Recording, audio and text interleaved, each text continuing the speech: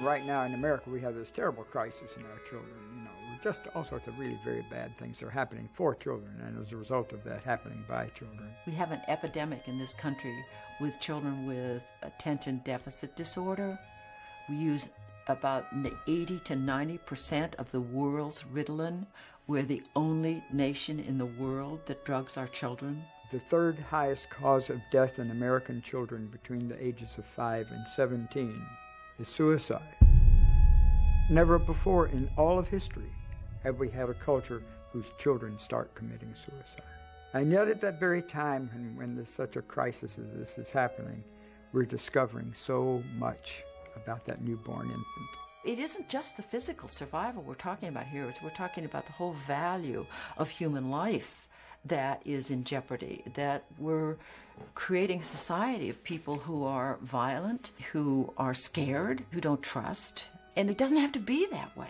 I think we have the chance to erase all forms of violence through the proper approach to pregnancy and birth and the first 3 years of life alone. Hi, I'm Noah Wiley, and this is my son, Owen. Having a child has been an amazing experience for me. It seems like every day I learn something new from Owen about how to be a father. As I discover more about who he is, I am filled with wonder at how strong and intense his presence already is at this early age. There's something about that sparkle in his eyes that I never want him to lose.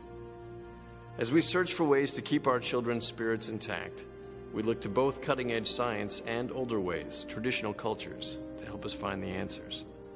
The message we are getting from every place that we look is that humans from every stage of life, from conception on, require love, acceptance, and acknowledgement in order to develop. What babies want is to be loved and respected as human beings right from the start.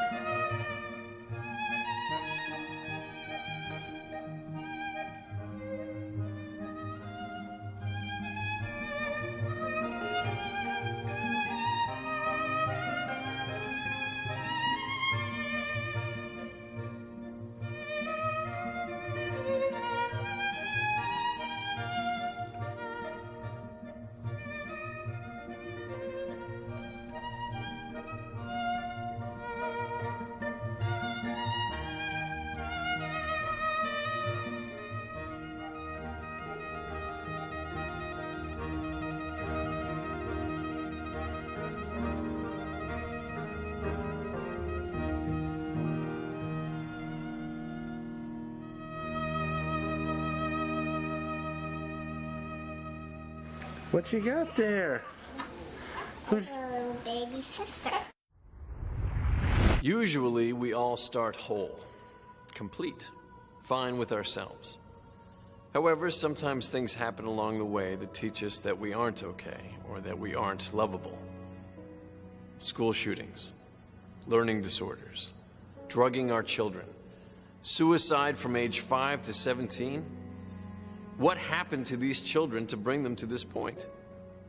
Rather than fall into the trap of blaming the children, we could look to our own actions and beliefs about what children are, about what babies are. Let's examine what's happening for children right from the beginning of their lives and explore the question, how can we help our children grow into their authentic selves and keep that spark alive?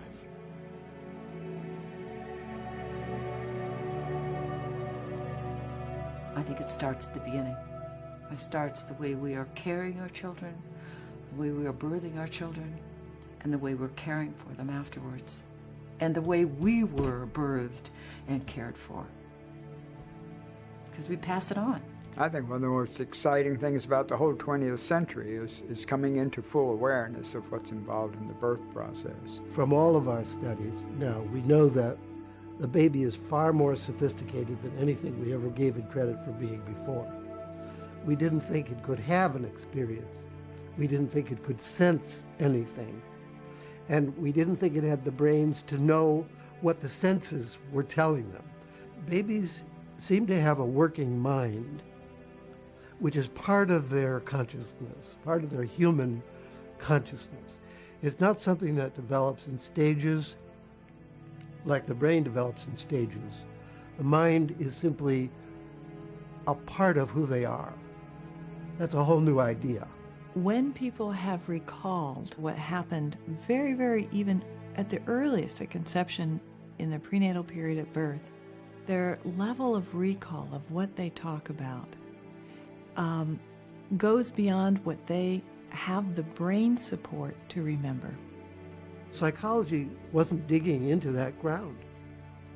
But now, very clever experiments are designed to use the simplest behaviors of the baby so the baby can tell us that it's listening or that it cares and that it remembers. Ultrasound allows us to peer into the womb and watch the behaviors of babies even before they are born. We've discovered that they are already interacting, and in the case of twins, responding to each other. In one pair of twins that were observed beginning at 20 weeks of gestation and followed for a couple of years after birth, when they were 1 year old, their favorite game was to take a position on either side of a curtain and to begin to touch each other through the curtain and begin to giggle and stroke each other from either side of the curtain. This was a behavior that was observed at 20 weeks in the womb. They were in separate little sacks, and the one boy who was very active would come up to the sack and awaken his sister, get her excited, and she would always respond, and they would play together on either side of this curtain. They remembered that, of course. They had learned that in the womb, and they continued to do it, and we could see it both before birth and after. Babies are extraordinary communicators, and we hadn't thought that that would be possible.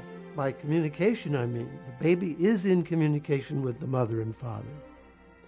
The mother and father is in communication with the baby, whether they know it or not. So the signals are traveling back and forth constantly between the baby in the womb and the mother and father, although they may be just oblivious to that fact.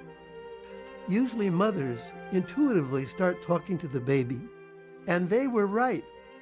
I think there have always been parents who knew this thousands of years ago, and they did all the right things without having any science to it at all.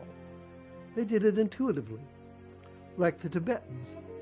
The Tibetans knew all along, for thousands of years, that their babies were real beings, and they started to communicate with them very early.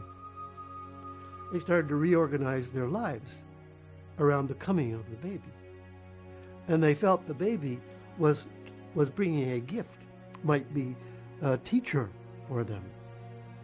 They could understand that the baby had a spirit, a soul, was a being, not a blob. I knew the moment that I conceived him. It wasn't about, yeah, I love you and we're going to have a baby together. It was really about, let's ask this teacher, let's ask this person to share our lives with us. With children, we tend to think that, it's only after we have given birth to them that, they are, worth investing energy. But in my tribe, before you even conceive, there are a lot of things you have to do to get ready for them, trying to sort out your own mess so that you don't transfer it onto the children.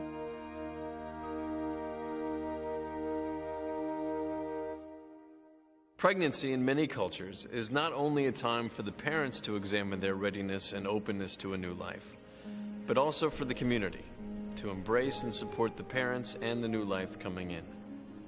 Sabanfu Some's name means keeper of the rituals in the Dagara language of West Africa's Burkina Faso. Sabanfu left Africa a decade ago to bring birth rituals to people around the world.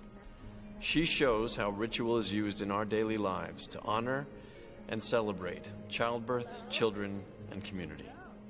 Today, what we would like to do is to do one of the many welcoming ceremonies that we do in my tribe to welcome the child. Ayanti mbamina ti buol aziana. Ayanti samina ti buol.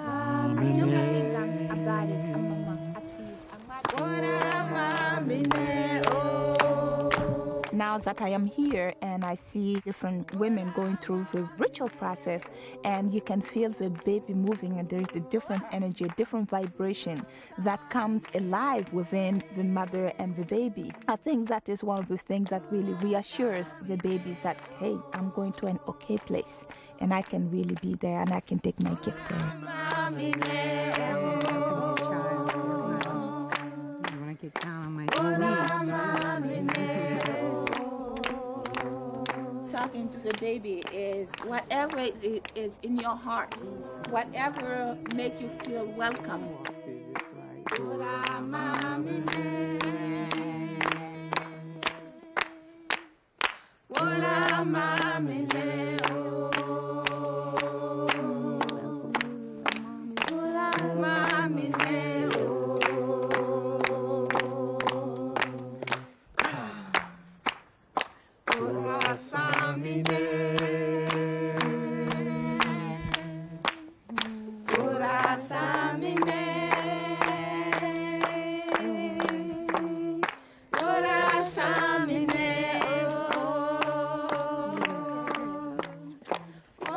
Say to them, we appreciate you gifting us with your gift that you are going to bring. And it is also a way of reminding them that if they're forgetting little gifts, that we need to bring them too.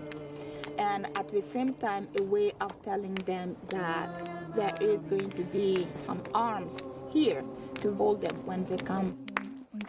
On this journey.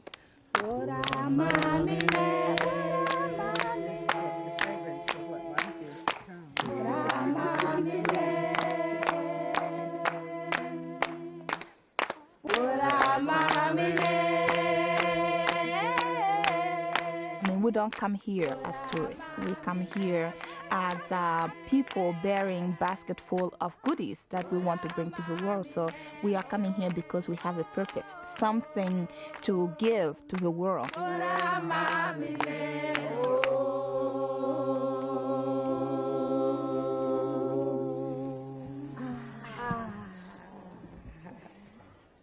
As you continue this journey, that you continue it with peace, with love, and with a lot of support. May the spirit you are bring the very medicine that the world needs for healing. It has been really exciting sharing and seeing people's reaction to the healing that it has brought for so many families and so many generations. The slightest things that the mother is doing are part of the baby's environment and affect the baby, so they will start moving very shortly after a mother laughs, for example. So you can imagine what's happening to babies if parents are fighting, if the mother is in grief about something, if there's a separation, if there is a death, like the father dying before birth. Babies are really tuned into their environment. And that's a whole new idea about the consciousness of a baby in the womb. Research now shows very clearly that the mother's emotional state during pregnancy determines the actual shape, nature, and character of the brain structure that grows in the infant. This has been established without any question. All mammals follow the same pattern. If the mother is in a state of high anxiety, fear, worry, and so forth, she gives birth to an infant with a different brain structure, one with a much larger, what we call the old hindbrain, the survival, sensory motor brain, and a much reduced size intellectual, creative brain. It's as though at every birth nature is saying, well, can we go for more intelligence or do we have to defend ourselves again? Babies learn very early, children learn very early to not listen to their hearts, to not trust their feelings, to not express their feelings, and they shut down the love that they have to give, and they live in a hypervigilant stance, always wondering, what should I be? What do they want from me? Or what do you want from me? And people spend their lives that way. It's really important with all this new information coming out that we not blame moms, that we support our moms to do what they innately know is right. The more the mother is accepted and given unconditional love and support by her society, the greater the chance the infant in her womb has of being born fully human, you might say. As some countries have, such as Sweden, and in fact Austria has now followed Sweden's lead, and Holland is also picking up on it, of literally full support of the mother, both in pregnancy and in the first 3 years of the child's life. There's no paternity leave in our country. There's hardly any maternity leave. I just wish so much that our government would support a mother being with the child for the first 3 years. There's so many studies to show that those first 3 years form the person. What was your first impression? Were you welcomed? Was it a rejoicing time? Was your mother delighted she was pregnant? Was it a stressful time for her? Did she talk to you? Because you were listening. When we come from the belief that babies are conscious, every way we are with our babies changes. We include them. We know that they're taking everything in. It's imprinting. It is the course of what is life here as human being like.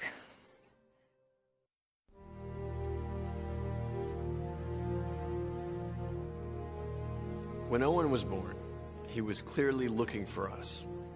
And our responses to each other then underlie our relationship now.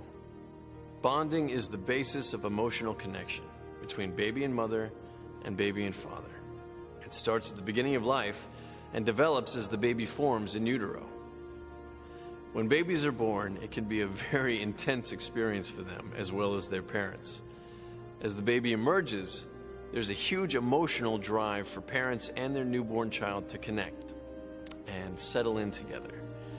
This time of settling in together deepens their bond. That bonding is brought about by skin-to-skin contact of mother and infant after the infant comes out of the womb.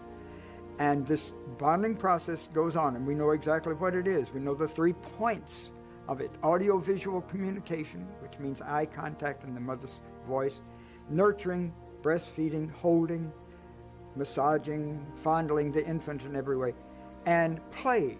And the play that spontaneously arises between the infant, right from the beginning practically, and the mother. You just squirt. Ooh. I didn't mean to squirt you. Teeth, lips. If those 3 things are enacted, then you have healthy growth in the child. And the interesting thing, you have tremendous new growth in the mother. She discovers an aspect of herself that she's never experienced before. I felt so in love with everyone in the room. It was incredible. I mean, at one moment I was in so much pain, and then the next second I had never experienced so much love and joy for everyone around me, and especially little Ethan, of course. I can't believe it the way I feel that time. The doctor put him right away into my stomach, and he was in my stomach when he born. I forget everything else, I was so happy. That bonding brings out as much new information in the mother's encoded system as it does in the child's. They create a dynamic, and each is bringing the other into a new form of awareness. It was this unfolding of me. I had this huge rush of love, and of course I love this little infant baby more than I could ever imagine. There's something opens up in you.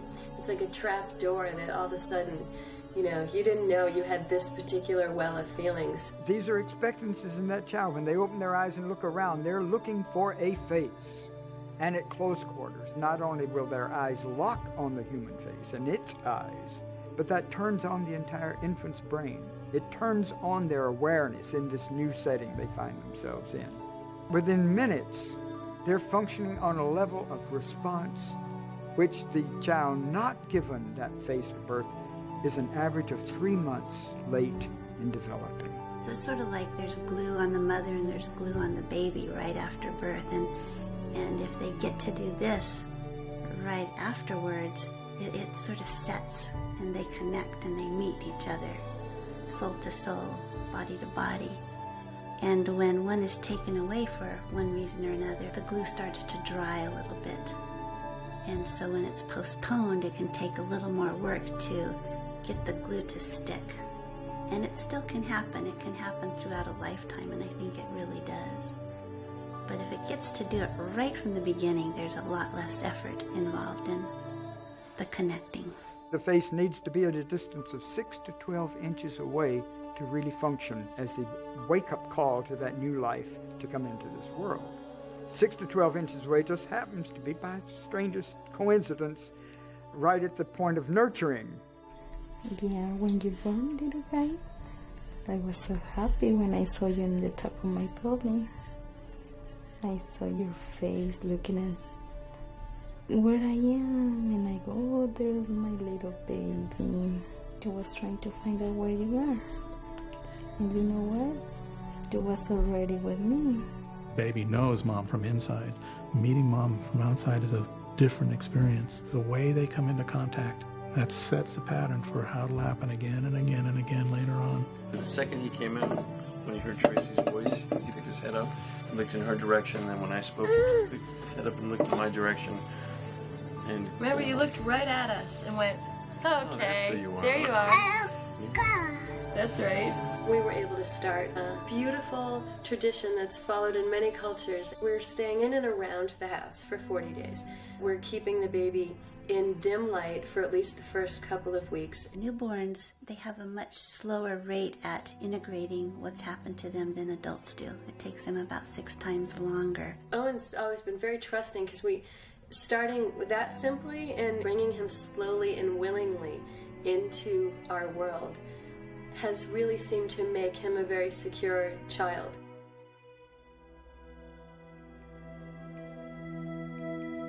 even with the new evidence coming out about what babies need in those first few precious moments, many hospitals still follow protocols that separate mother and infant at birth. I've watched hospitals be so aggressive in separating mother, father, and baby that the majority of babies are spending 2 hours in the nursery before they get a chance to get cuddled by mom and dad. From the very beginning, we're building the capacity to trust.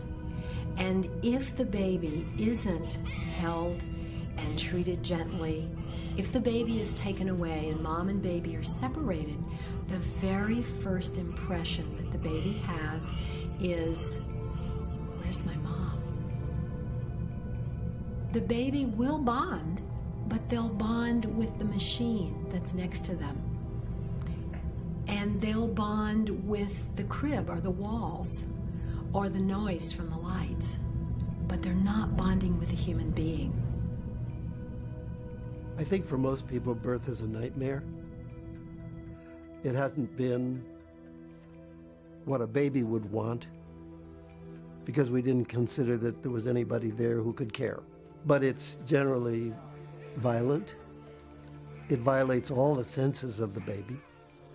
The light is too bright, the room is too cold. There's rough handling. They don't want to be washed and wiped roughly. They don't want to be injected with anything.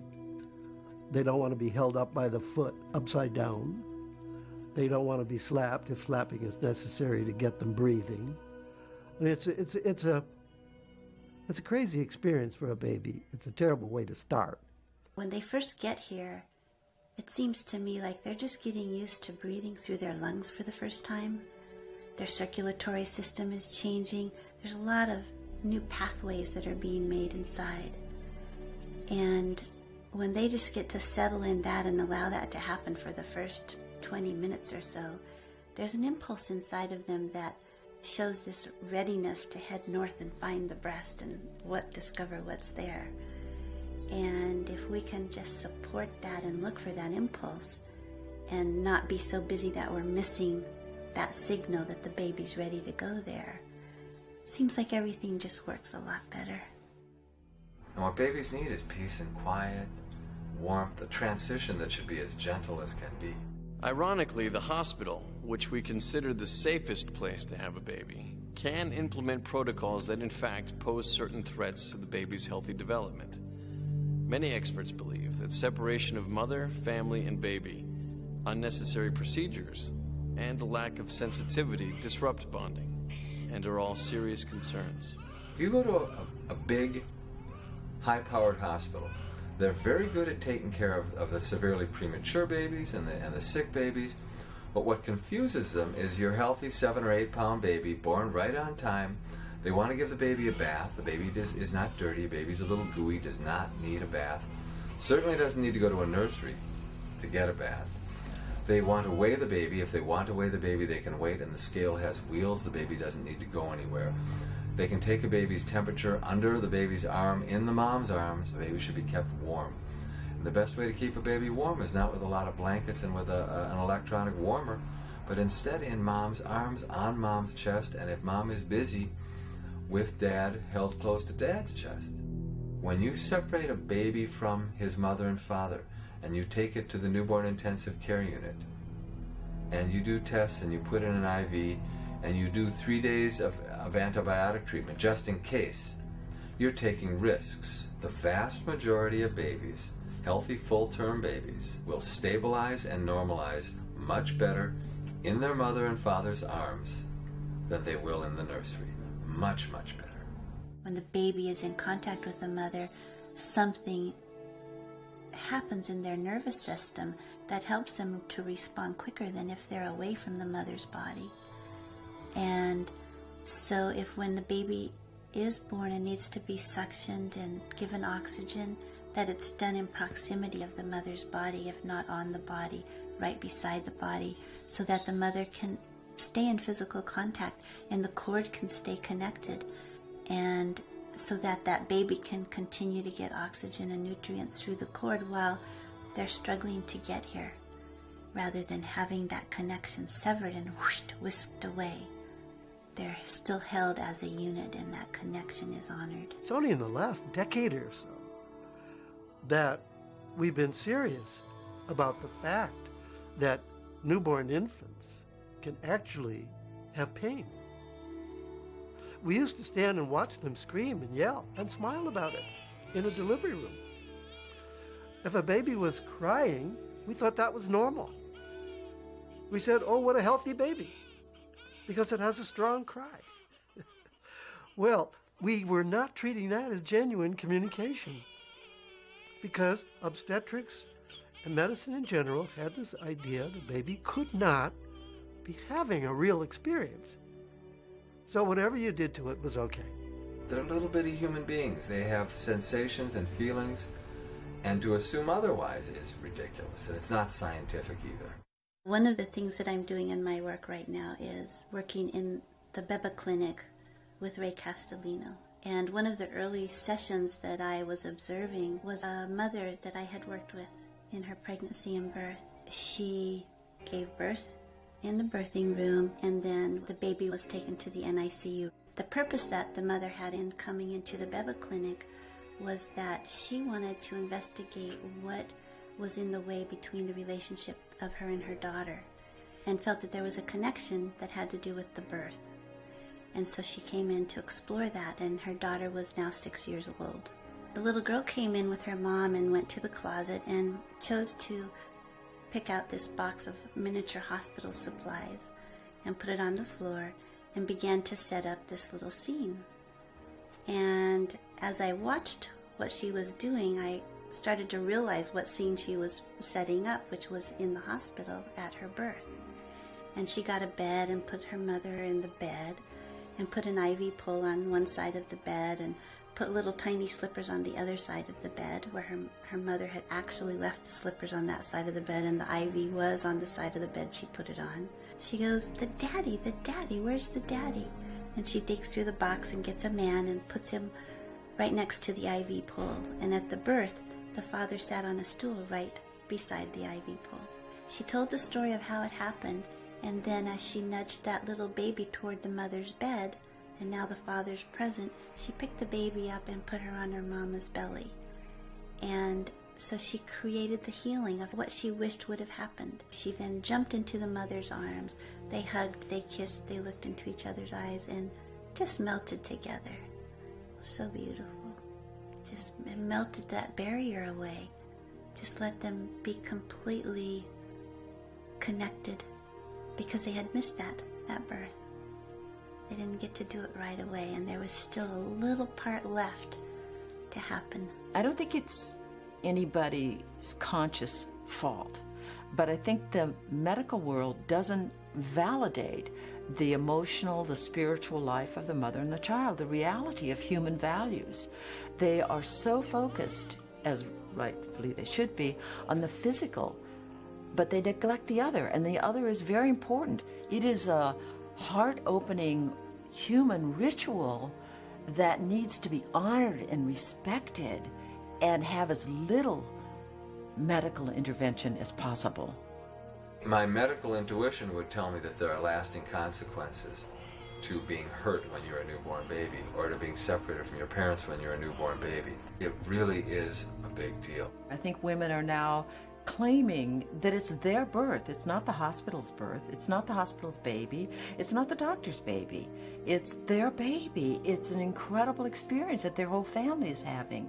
And so more and more, I think women are now becoming aware of the fact it's really important to keep your baby with you, especially if there's been a trauma, because it heals the baby. It lowers the stress hormones, brings endorphins for both of them. It's a sacred moment, and it should not be violated unless, of course, it's a medical emergency, and then you do whatever you can to save the mother and the child. I had no idea that little ones recorded everything. And I had sort of prided myself in knowing what newborns knew, that they were sensitive beings, and they felt. And in this session, I felt like I was starting at the beginning again and just beginning to understand what it is they really take in.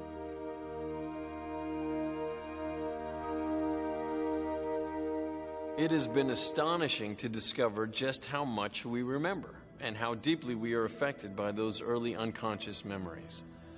New advances in neuropsychology have shown that the imprints of our first experiences set up belief systems and behavior patterns that continue into adult life. Memory has always been a mystery in psychology. We haven't done well explaining it. We didn't know that much about it. Most of our theories turn out to be wrong. The evidence shows now that we track our experience right from the start, right from conception, and we're tracking until we die. Everybody remembers their birth, but not in the way you would expect. You'll see certain movement patterns, and those movement patterns and the positions are actually reminiscent of the imprinting that occurred during birth. That's a way of remembering. I'm remembering with my body. Now, when things go wrong at birth, let's say the cord gets dangerously wrapped around the neck, those babies begin to act out their memory of having that cord around them at birth. And once you know that, you can see what's happening.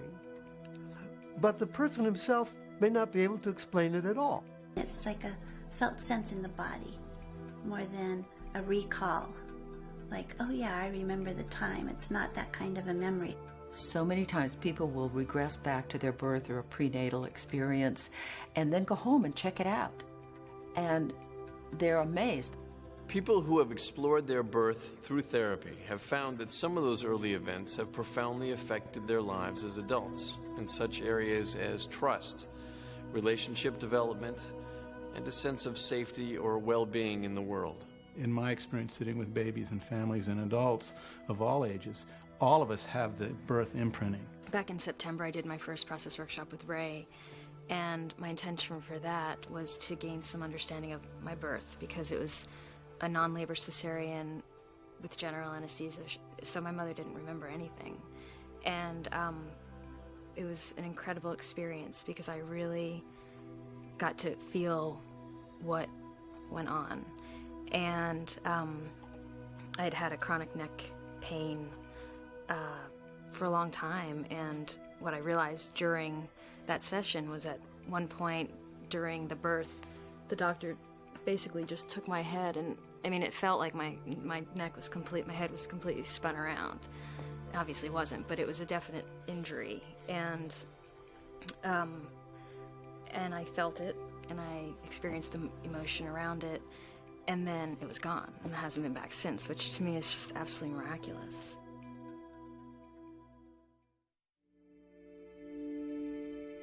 How is it possible that these early experiences can continue to negatively affect a person throughout their life? Beliefs about how the world is going to treat me and how I have to be in order to survive begin to get established in those first minutes and hours of life.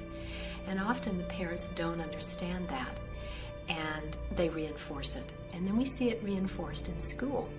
For example, a child may have had a separation at birth and been really scared. Maybe they had tubes down their throat, and they go home and mom and dad are very present and very wonderful, but they don't understand that every time the baby starts to eat, they get scared, and so they spit up and they start crying. So mom thinks my breast is no good for the baby, and mom frowns. Baby gets reinforced, oh, what I'm doing is not acceptable. Maybe I'm not acceptable.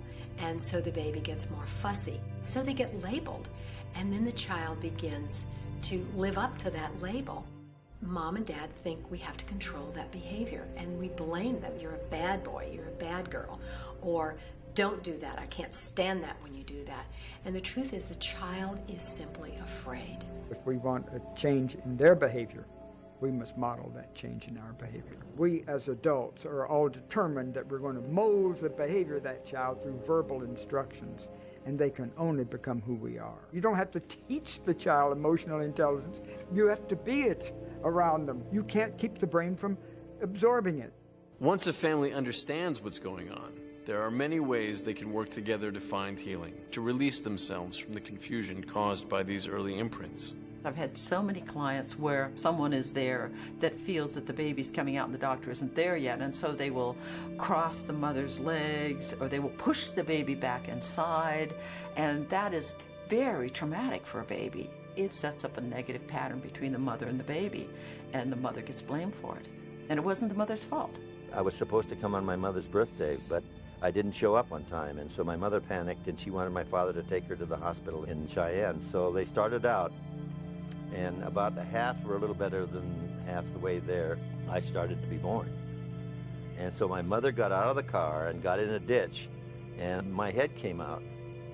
And my father panicked, and he pushed my head back in, closed my mother's legs, put her back in the car, and then drove on to the next town, where they carried my mother up the stairs, and I was born in an office up above the drugstore. I really didn't want to come out the second time. I mean, I was ready and willing the first time, but the second time, it was like, it was too scary out there. They didn't want me. They had rejected me, and I wanted to just stay there and boom and die.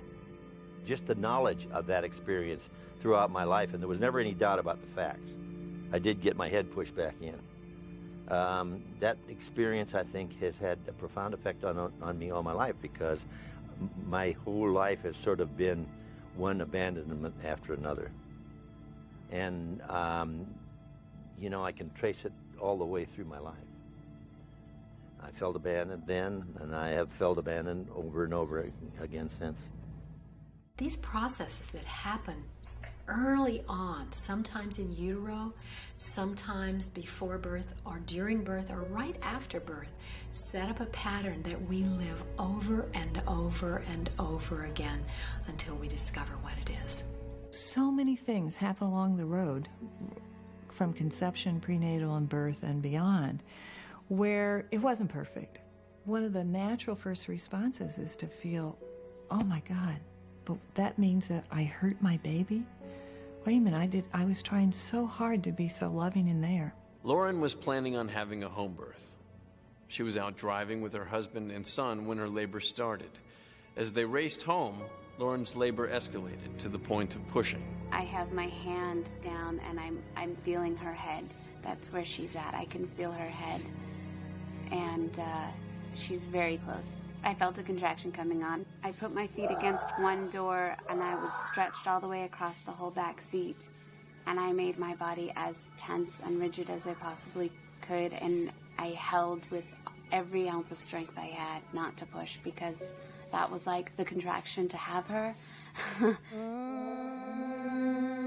If the mother can tell the story to the child of what happened and why it happened, and that everybody involved was really doing their best and had best intentions for mother and baby.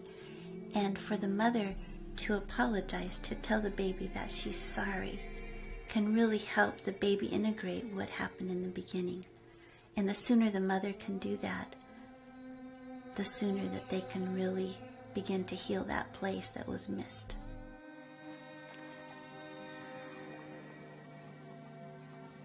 I didn't want to be having to hold her back, to hold her in from what she needed to be doing. Just that I'm sorry.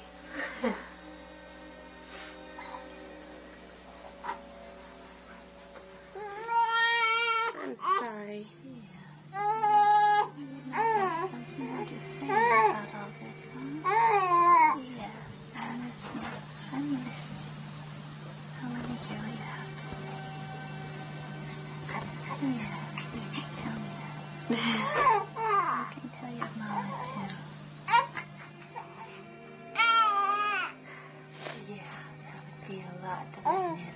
Yeah, a lot for a mama to do.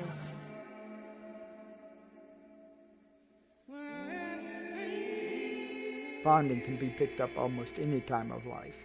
Our need for it is so great. And so if you miss it at birth, it can still be picked up any time later in life. Body molding, eye contact, and sweet sounds can bring about bonding at any age. And I said, well, even in our mid-70s, I guarantee you we need eye contact, body molding, and sweet sounds in our life.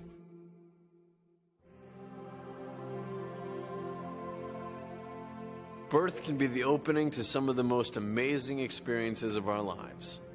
Around the time of birth, for a few precious moments, we are sometimes able to tap into something so ancient, primal, and wise that we are able to transcend our limited view of what's possible. I think it was the day after we brought him home. You guys were upstairs laying in bed, and I was sitting down on the living room couch, and I was thinking about the way he smelled when he came out, which was such a strong smell, the smell of the vernix, and the smell of you, and the smell of him. And it was almost like that smell was just in my nose, and I couldn't get it out. I was just sort of enjoying how powerful it was. And then it was almost like it went down into my chest, and my chest got really warm, and almost like it was starting to burn. And it was almost like just his sense was burning its way into me, like it was never going to be erased, and my heart just exploded. It was really very powerful. And I have talked to other fathers, and I said, then that thing where you smell the baby and the baby's smell comes into you and burns your lungs. They look at me like, what? But it was, I had it. It was really powerful. And it was sort of like him imprinting himself on me in a very visceral way. Where is our son? He's there. I actually felt as if I wanted to lick him. I had this primal urge to lick him and lick him clean, I guess. And it's just this amazing thing. So I just kind of licked his cheeks a little bit and did that much, and held him up. I wanted to hold him up in the living room. I was just holding him and thanking the universe for this wonderful child. And I felt that was the fatherly thing to do. These ancient encoded wisdoms and power and strength that are released at the moment of birth. Well, I'd read about this, but I'd never delivered one of my own until 20 years ago. And I had grown children then, and I think 8 or 9 grandchildren by then, but I had another child of my own and delivered it. I mean, I was there. I was the only other person present at its birth. The child's mother delivered it. But I was stunned and astonished at the tremendous energy that filled the whole house. The house shook with that energy. It was an awesome, near mystical experience for me. I would say it's the closest thing to a wide awake mystical experience I'd ever had. Those of us who have delivered our own children and made that contact ourselves know that it's an invitation to the greatest intimacy that life ever affords us, offered in just that moment. And the infant is the one who offers that total, vulnerable intimacy. And if we do not meet it, then the infant feels betrayed by the world. And so they're coming into a world they can't trust, because it does not meet their most critical need right at that point.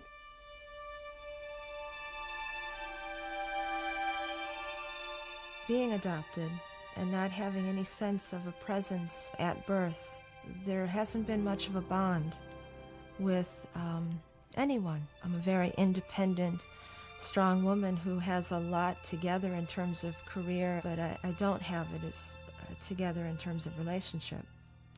I don't know that I know how to form really close bonds, or even what that is. And that's a loss, so I hear. I mean, I'm not really sure, not having had one. It would just be nice to, I guess, learn how to trust. Teresa has been invited to participate in a small therapy group facilitated by Dr. Marty Glenn. With the support of the group, she seeks to uncover the truth about her birth and break out of her isolation. I'd like to have you share your intention, what you would hope your work here would accomplish for you.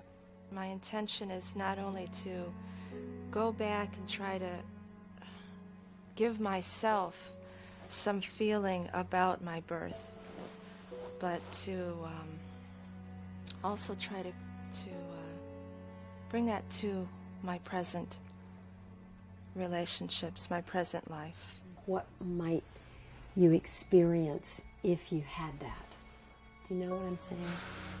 A sense of normalcy, a sense of being like every other human being, a sense of not being alien in some way.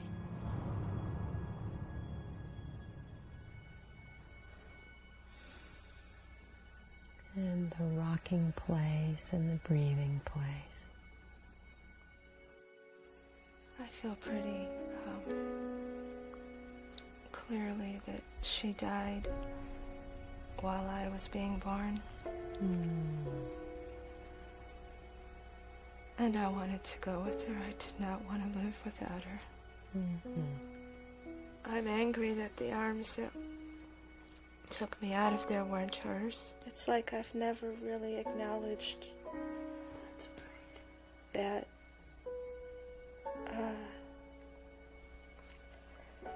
she died. Right. And I never got consoled or comforted for being for her death. I haven't even been allowed to honor them or acknowledge them.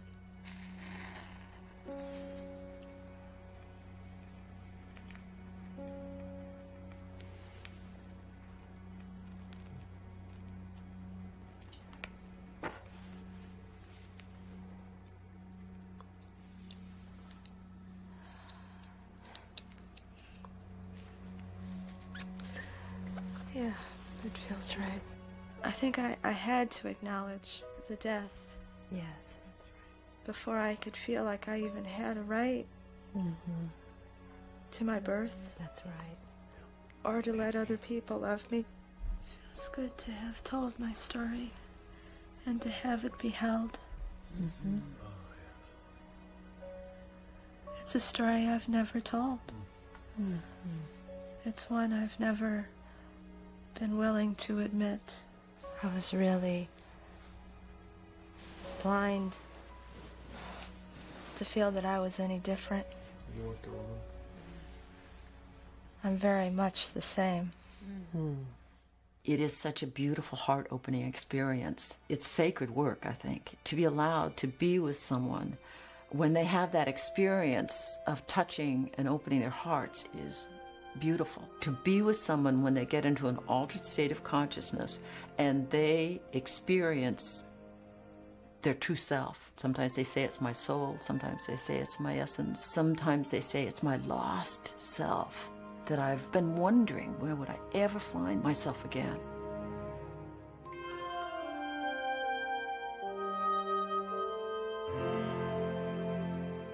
The self is there from the very beginning. For some people, early experiences can bury their fundamental nature underneath trauma, grief, or shame. But as parents, there are things we can do to encourage that spark and keep it alive. During gestation, birth, and the early years, it is so important for us to connect with our children and to listen to who they are and what their purpose is. In this way, we can help them stay on their path as they grow. Saban Fu reminds us that in her culture, at every step along the way, the incoming child is honored, and things are done to make sure that they know that they are welcomed and wanted and needed. All these different rituals are done to ensure that the spirit of the new coming child is kept intact. Birth is another excuse for the elders to do another welcoming. They put children of about 5 or 6 years old or so into a room next door, so that when the baby comes out and screams out the first cry, then all the children must respond to that cry, because it is like a coded message saying, "Hello, I am here. Anybody around?" And when the other children cry back, it is saying, "Yes, welcome. You have arrived at the right place." You got a sister. One of our basic needs is to be included, to be seen, to be heard, to be understood, and to know that someone cares enough about us, loves us enough, to be that tender with us to listen. You did a good job coming with. Oh, you did a good job coming with. It is not simply the responsibility of the parents to receive the infant. It's important for the whole community to come forward and receive and welcome each child. Our survival depends on us being able to connect with other people. Our capacity for relationship begins very early. We value our independence in this nation so tremendously. And of course, nobody wants to be very dependent and codependent, but there's an interdependence that is the healthy way to be. When you do not belong, when you don't feel embraced by a community, that actually is a reason to start your grief right there. And a lot of us walk around carrying grief on every part of our body, in every cell of ours, because we are invisible. We are not seen because the community has not embraced us for us to get out of our invisibility. What we see is children trying to find a place for themselves, trying to be noticed, trying to have someone get who they are.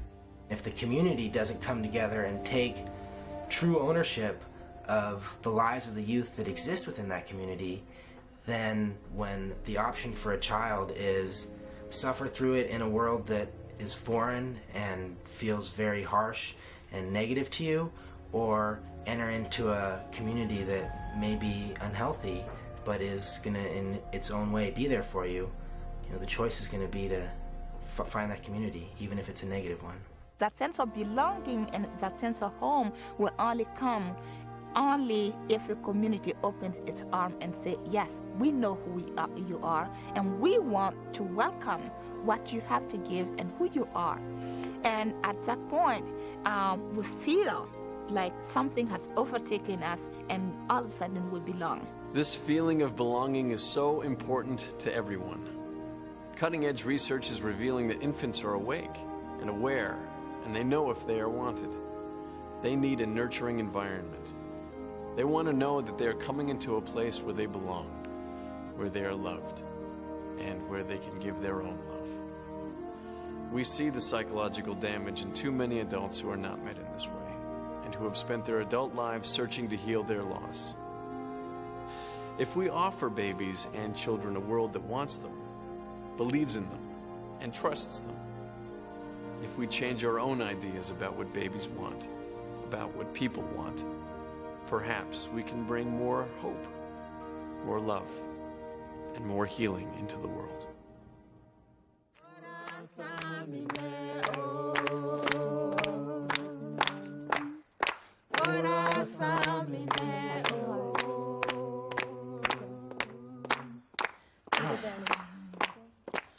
am I?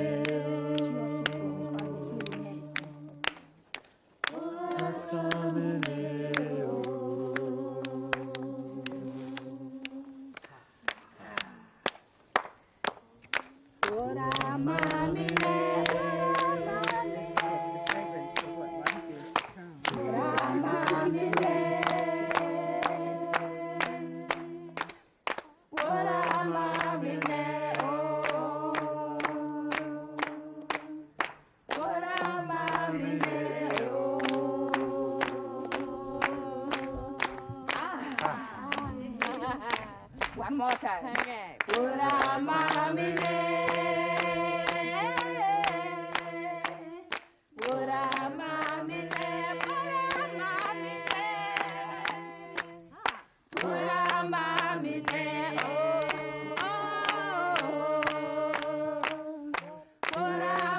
Mami,